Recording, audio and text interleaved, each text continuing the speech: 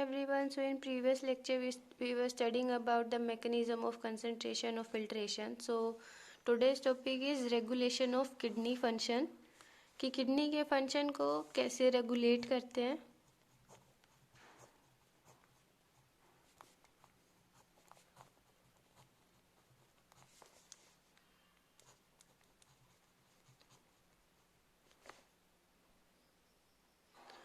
जो फंक्शन है किडनीज का वो एफिशिएंटली मोनिटर होता है, रेगुलेट होता है हार्मोनल फीडबैक के मैकेनिज्म से, जो हार्मोन सेक्रीट होंगे by hypothalamus and JGA juxtaglomeralar apparatus, and to a certain extent ये मेंटेन होता है आल्सो बाय हार्ट. तो हाइपोथैलेमस हार्मोन सेक्रीट करता है, हार्मोन मैकेनिज्म. ऐसे ही ये तीनों कॉम्बिनेशन में किडनी के फंक्शंस को मॉनिटर करते हैं एंड रेगुलेट करते हैं. ओस्मो रिसेप्टर्स, हमारी बॉडी में ओस्मो रिसेप्टर्स प्रेजेंट होते हैं जो एक्टिवेट होते हैं जब भी ब्लड वॉल्यूम में कोई भी चेंज आता है by the changes in blood volume. और जो बॉडी फ्लूइड है ऐसे ही, और आयनिक कंसंट्रेशन में जब भी इनमें चेंज आता है तो ओस्मो रिसेप्टर्स एक्टिवेट हो जाते हैं. जब एक्सेस लॉस होता है फ्लूइड का बॉडी से, जब बॉडी डिहाइड्रेट होती है, वो हम फ्लूइड इनटेक नहीं कर पाते किसी भी रीज़न की वजह से, तो उस टाइम पे एक्सेस लॉस होता है फ्लूइड का from the body and it will activate the osmoreceptors जो स्टिमुलेट करेंगे. ओस्मो रिसेप्टर्स को स्टिमुलेट होंगे, फिर ओस्मो रिसेप्टर्स एक्टिवेट होंगे एंड देन ये एक्टिवेट करेंगे, स्टिमुलेट करेंगे हाइपोथैलेमस को. हाइपोथैलेमस फिर रिलीज करती है हार्मोन्स, एंटी डाययूरेटिक हार्मोन्स,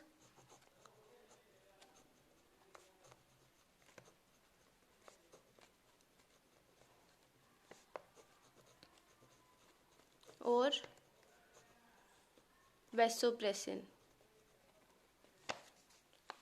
तो ये हाइपोथैलेमस के न्यूरो हाइपोफाइसिस रीजन से रिलीज होते हैं, from neurohypophysis. ADH also known as vasopressin, ये हेल्प करता है वाटर रीअब्जॉर्प्शन में. जो रीनल टिब्यूल्स थे, लेटर पार्ट होते हैं उनके, उनमें ये वाटर अब्जॉर्प्शन में हेल्प करता है, जिसकी वजह से ये प्रिवेंट करता है डायरेसिस को, मतलब जो लॉस है फ्लूइड का उसको ये प्रिवेंट करता है, जिसकी वजह से बॉडी फ्लूइड फिर से नॉर्मल हो जाते हैं, उनकी वॉल्यूम इंक्रीज हो जाती है. और इंक्रीज होते ही फिर नेगेटिव फीडबैक फॉलो होता है. नेगेटिव फीडबैक मतलब अगर बॉडी फ्लूइड उनकी जो वॉल्यूम है वो इंक्रीज हो गई तो नेगेटिव फीडबैक अप्लाई होगा ओस्मो रिसेप्टर्स पे. ये क्या थे, पहले एक्टिवेट हो रहे थे, अब फिर ये डीएक्टिवेट हो जाते हैं जब बॉडी फ्लूइड की वॉल्यूम इंक्रीज होती है. तो ओस्मो रिसेप्टर अब स्विच ऑफ हो जाते हैं, जिसकी वजह से एंटी डाययूरेटिक हार्मोन ये भी सप्रेस हो जाता है. अब एंटी डाययूरेटिक हार्मोन किडनी के फंक्शन को इफेक्ट कर सकता है, एक और मेथड है. तो ADH क्या करता है, कंस्ट्रिक्ट करता है, मतलब एक तरह से सिकोड़ देता है जो ब्लड वेसल्स हैं उनको, जिसकी वजह से अब ब्लड वेसल्स सिकुड़ेंगी तो ब्लड का प्रेशर इंक्रीज होगा, जिसकी वजह से ब्लड प्रेशर इंक्रीज हो जाता है. इंक्रीज ब्लड प्रेशर फिर इंक्रीज करता है ग्लोमेरुलर ब्लड फ्लो को. इंक्रीज ब्लड प्रेशर फिर इंक्रीज करेगा ग्लोमेरुलर ब्लड फ्लो को, जिसकी वजह से जो GFR है, जो रेट है, वो नॉर्मल हो जाता है। तो ADH ब्लड वेसल को कंस्ट्रिक्ट करेगा, ब्लड वेसल कंस्ट्रिक्ट होंगी तो उसकी वजह से ब्लड प्रेशर इंक्रीज होगा, ब्लड प्रेशर इंक्रीज होने की वजह से ग्लोमेरुलर ब्लड फ्लो फिर इंक्रीज हो जाता है, जिसकी वजह से GFR नॉर्मल हो जाता है। उसके बाद अब ये तो था कि कैसे हाइपोथैलेमस हार्मोनल जो मैकेनिज्म है उससे किडनी को रेगुलेट कर रहा था। सेकंड आता है जक्स्टा ग्लोमेरुलर अपरेटस। ये कॉम्प्लेक्स रोल प्ले करता है, रेगुलेटरी रोल है जो इसका, वो कॉम्प्लेक्स होता है एज कम्पेयर टू हाइपोथैलेमस। तो fall in glomerular blood,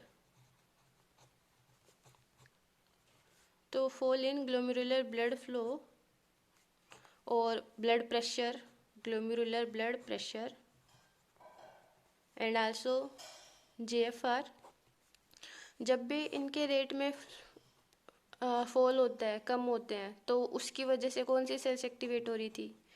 juxta glomerular cell activate हो रही थी। तो ये कौन सा हार्मोन रिलीज कर रही थी? रेनिन। तो उस टाइम हमने जस्ट इतना पढ़ा था कि रेनिन है, फिर ये रेगुलेट कर देता है जिसकी वजह से GFR नॉर्मल हो जाता है। बट इसकी जो मैकेनिज्म है वो क्या है? तो रेनिन कन्वर्ट करता है एंजियोटेंसिनोजन को, जो ब्लड में प्रेजेंट होता है एंजियोटेंसिनोजन, ये इनएक्टिव हार्मोन होता है, ब्लड में प्रेजेंट होगा बट इन इनएक्टिव स्टेट। तो रेनिन एंजियोटेंसिनोजन को कन्वर्ट कर देता है एंजियोटेंसिन 1 में। एक तरह से ये भी इनएक्टिव होता है, फिर ये फर्दर इवोल्व होके कन्वर्ट होता है एंजियोटेंसिन 2 में। एंजियोटेंसिन 2 फिर एक स्ट्रॉन्ग वेसोकंस्ट्रिक्टर होता है। वेसोकंस्ट्रिक्टर मतलब कि एक तरह से फिर से ब्लड प्रेशर को इंक्रीज कर रहा है, ग्लोमेरुलर ब्लड प्रेशर को इंक्रीज करेगा। तो एंजियोटेंसिनोजन इज पावरफुल वेसोकंस्ट्रिक्टर।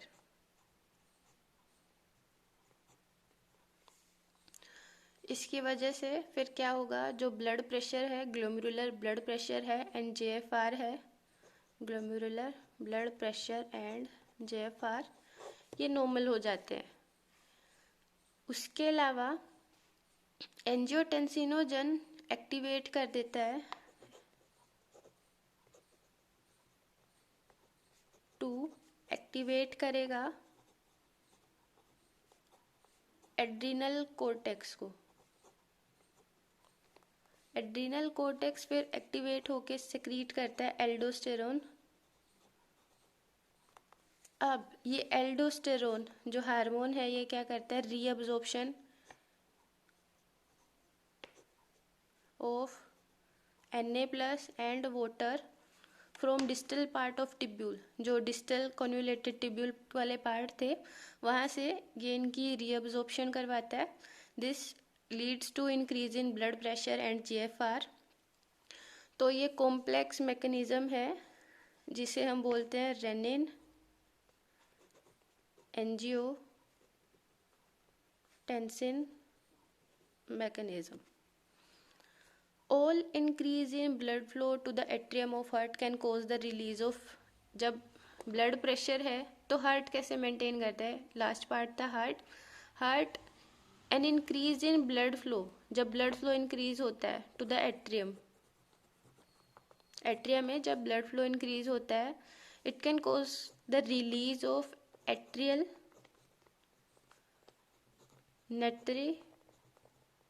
यूरेटिक फैक्टर। तो हार्ट इस फैक्टर को रिलीज करता है, ANF को रिलीज करेगा।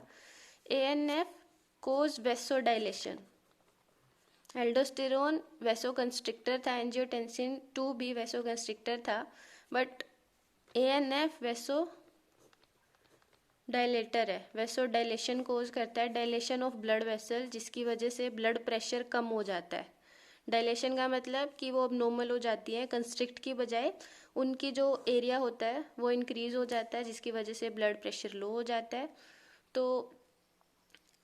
वेसोडाइलेशन, रेनिन एंजियोटेंसिन मैकेनिज्म है जो, ये इसको काउंटर अटैक करती है, इसको चेक में रखती है कि कहीं ज़्यादा कॉन्स्ट्रिक्शन होने की वजह से जो ब्लड प्रेशर है ज़्यादा इंक्रीज़ ना हो जाए।